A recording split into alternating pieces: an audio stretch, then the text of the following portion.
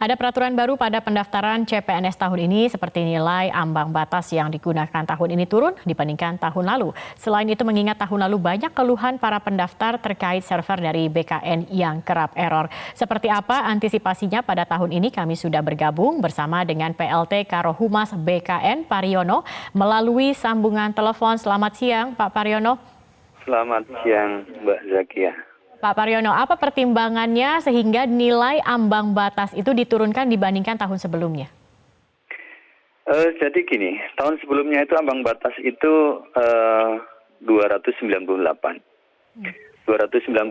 ini banyak sekali yang tidak memenuhi ambang batas, yang tidak memenuhi passing grade.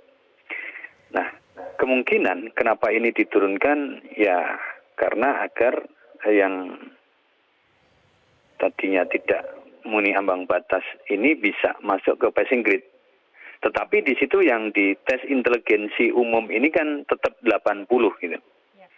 Yang turun itu adalah di tes karakteristik pribadi dan di tes wawasan kebangsaan. Oke, artinya yang tahun lalu terlalu tinggi begitu Pak? Kemungkinannya seperti itu sehingga banyak yang tidak masuk ke ambang batas. Dan ini juga nanti misalnya banyak peserta itu nilainya yang tinggi-tinggi, yang akan diambil adalah 3 kali formasi.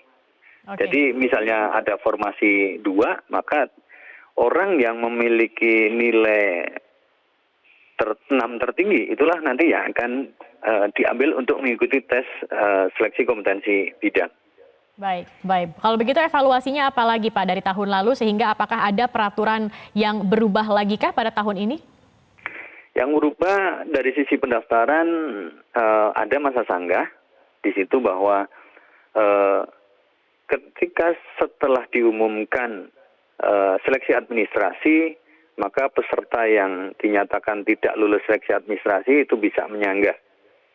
Ini apakah ini kesalahan dari peserta pelamar atau dari verifikasi berkas. Jadi nanti akan keputusannya apakah akan diterima atau ditolak di masa sanggah tersebut. Nanti akan diumumkan. Baik, Pak Pariono, kalau kita melihat tahun lalu ini kan juga sempat ada masalah terutama dalam server begitu. Dan apakah tahun ini ada antisipasinya untuk agar tidak terjadi lagi permasalahan atau kendala seperti ini Pak?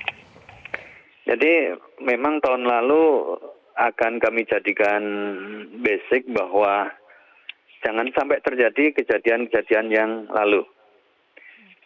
Menurut Bapak Deputi Sistem Informasi Kepegawaian yang kemarin sudah disampaikan dalam press release bahwa ada penambahan-penambahan yang